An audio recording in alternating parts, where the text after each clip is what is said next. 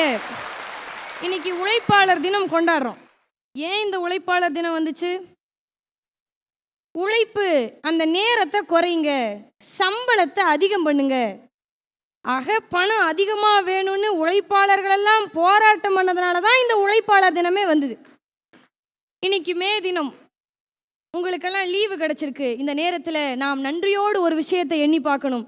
மே தினத்திற்கு சம்பளத்துடன் கூடிய விடுமுறையை வழங்கிய தானை தலைவர் கலைஞர் அவர்களை நாம் நன்றியோடு எண்ணி பார்க்கணும்.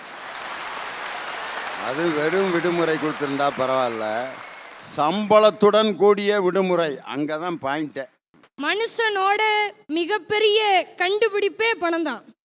இன்னைக்கு ஒரு மனுஷனோட மூளை நரம்பு மண்டலத்துல ஒரு முடிச்சிலையும் உட்கார்ந்து ஆணையிடக்கூடிய தேவைகளை பூர்த்தி செய்யக்கூடிய ஒன்றாக இன்னைக்கு பணம் மாறி போச்சு.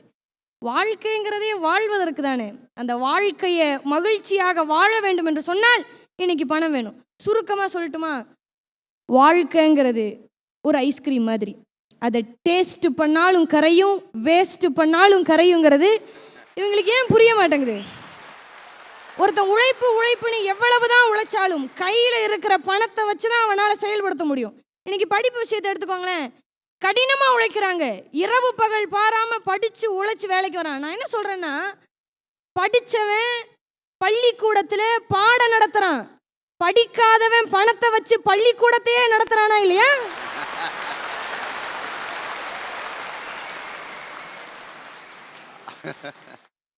நடுவர் அவர்களே, இன்னைக்கு காலம் மாறி போச்சு.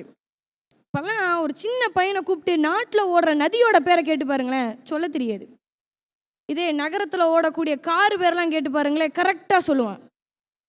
அவ்வளவு ஏன் நம்ம வீட்டு அம்மாக்களெல்லாம் எடுத்துக்குவாங்க. இன்றைக்கெலாம் எப்படி, சுவிட்சை போட்டால் கிரைண்டரில் மாவு ரெடி ஆயிடுது, மிக்சியை போட்டால் மசாலா ரெடி ஆயிடுது, மோட்ரு போட்டால் தண்ணி, ஹீட்ரு போட்டால் சுடு தண்ணி.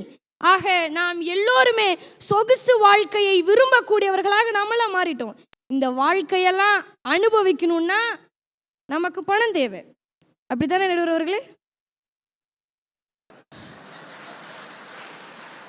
சரி, நீ பாட்டுக்கு பேச போக வேண்டியதானே, திருப்பி பணத்தை பற்றி பேசுகிறப்ப மட்டும் அப்படித்தானே நடுவர் அவர்களே? மனுஷனோட வாழ்க்கை எப்போ தெரியுமா மகத்துவம் பெறுது?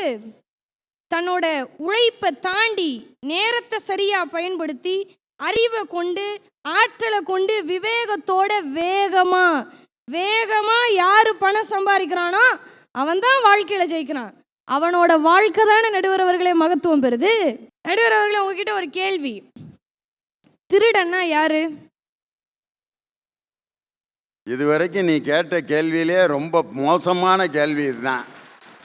திருடன்னா வேற ஒன்றும் இல்லை, நமக்கு சம்பந்தமில்லாத ஒரு சொத்தை நோகாமல் அனுபவிக்கணும்னு எவன் வர்றானோ அவன் தான் திருடன். இன்னைக்கெல்லாம் எப்படி தெரியுமா, இன்னைக்கெல்லாம் திருடுறவன் திருடன் இல்லை. எப்படி திருடுறவன் திருடன் இல்லை, இன்னைக்கெல்லாம் மாட்டிக்கிறவன் தான் திருடன். நடுவர் அவர்களே, நீங்கள் காலையிலிருந்து சாயங்காலம் வரைக்கும் ஓயாமல் உழைக்கிறீங்க, வேர்க்க விறுவிறுக்க உழைக்கிறீங்க. உங்களால் பிரேக்கிங் நியூஸில் வர முடியுமா? ஒன்றும் இல்லை. பல கோடி இன்னாருக்கெல்லாம் கொடுத்து வச்சிருக்கேங்கிற லிஸ்ட்டு கையில் மாட்டுட்டும் எல்லா பிரேக்கிங் நியூஸ்லேயும் அவங்க தான் வருவாங்க. ஃபேமஸ் ஆயிரலாம் நடுவர் அவர்களே, உங்களுக்கு தெரியாதா?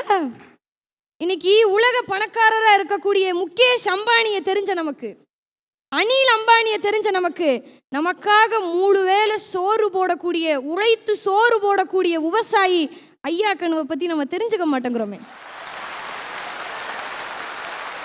உயிரை விட பெரியது மானம். இன்னைக்கு அந்த மானத்தையே துறந்து டெல்லியில் 41 நாள் விவசாயிகள் எதுக்காக போராட்டம் பண்ணாங்க? கடனை தள்ளுபடி பண்ணுங்க, பண தேவை. இன்னைக்கு விவசாயம் செழிக்க வேண்டும் என்று சொன்னால் பணம் தேவையா இருக்கு.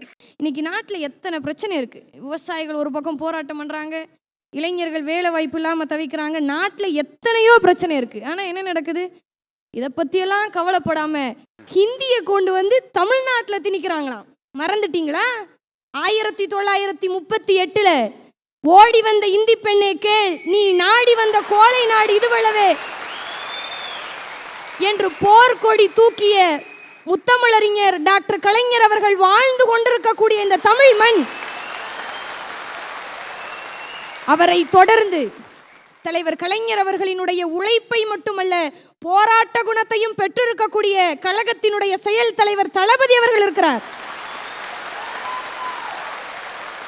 செஞ்சுரி அடிக்க போகக்கூடிய திராவிட முன்னேற்ற கழகம் தமிழகத்திலே இருக்கிற வரை ஹிந்திக்கு தமிழகத்திலே இடம் கிடையாது. இங்க வந்திருக்கிற மிடில் கிளாஸ் ஃபேமிலி கிட்ட ஒரு 100 கோடி ரூபா கொடுத்து செலவு பண்ணுங்க அப்படின்னு சொன்னா என்ன சொல்லுவீங்க? ஒரு 10 லட்ச ரூபா கடன் இருக்கு, முதல்ல அந்த கடன் அடைக்கணும். அதுக்கப்புறம் 2 கோடி ரூபாய்க்கு நல்ல பிரம்மாண்டமாக வீட்டை கட்டுவேன். இதெல்லாம் கட்டி முடிச்சுட்டு ஒரு 5 லட்ச ரூபாய்க்கு எல்லாத்துக்கும் பார்ட்டி கொடுப்பேன். 1 லட்ச ரூபாய்க்கு ட்ரெஸ் வாங்குவேன், 1 கோடி ரூபாய்க்கு நகை வாங்குவேன்னு சொல்லுவாங்க. அப்புறம் என்ன பண்ணுவீங்கன்னு கேட்டால் தெரியாதும்பாங்க. ஏன்னா நம்ம ஆளுகளுக்கு கனவு காங்கிறதுல கூட கஞ்சத்தனம். இன்னைக்கு நாட்டில் இவன்னா பெரிய ஆளுடா அப்படின்னு யாரெல்லாம் பார்த்து நாம் பெருமூச்சு விடுகிறோமோ அவங்கெல்லாம் யார் தெரியுமா? சூழ்நிலைகளுக்கு ஏற்றவாறு தங்களுடைய கனவுகளை சுருக்கி கொள்ளாதவர்கள். 10க்கு 10 ரூம்ல இருந்தாலும் பங்களா மனசுக்காரங்க. அடுத்த வேளை சாப்பாட்டுக்கே வழி இருக்காது, ஆனால் ராஜா மாதிரி யோசிப்பாங்க. எப்படி உடம்பை ஆரோக்கியமாக வச்சுக்கிறதுக்கு உடற்பயிற்சி செய்கிறோமோ அதுபோல மனசை ஆரோக்கியமாக வச்சுக்கணும்னா பணக்கார தன்மையோடு இருக்கணும். நடுவர் அவர்களே, உங்களுக்கு தெரியாது ஒன்றும் இல்லை. ஒரு நாட்டினுடைய பொருளாதார வளர்ச்சிங்கிறது தனி நபரினுடைய வருமானத்தை அளவுகோலாக வச்சு தான் தீர்மானிக்கிறாங்க. ஆக தனி நபரும் அந்த குடும்பமும் தன்னிறைவடையாத வரை இந்த தேசம் ஏழ்மையினுடைய அடையாளம் தான். ஆக இன்னைக்கு நமக்கு தேவை பணம் தான். நான் இன்னும் கேட்குறேன், கடின உழைப்புனால கார் வாங்கினேன், கடின உழைப்புனால வீடு வாங்கினேன், பங்களா வாங்கினேன்னு சொல்கிறீங்களே, ஆக்சுவலாக நீங்கள்லாம் கடன் வாங்கியிருக்கீங்க. அந்த கடனை திருப்பி கட்டணும்னா காசு தானே வேணும். நடுவர் அவர்களே, ஒரு நல்ல விஷயத்தை உருவாக்குறதும் பணம் தான், கெட்ட விஷயத்தை அழிக்கக்கூடியதும் பணம் தான். ஆனால் ஒரு விஷயத்தை நம்ம ஆளுங்க நிரூபித்து காமிச்சாங்க. பணம் கொடுத்தா கூவாத்தூர் விடுதி என்ன, கூவம் ஆற்றுல கூட இறங்கி நிற்போம். இயற்கை நியதி என்ன தெரியுமா நடுவர் அவர்களே? உதிர்ந்த இலை அது ஒருபோதும் ஒட்டாது, இது இயற்கை நியதி.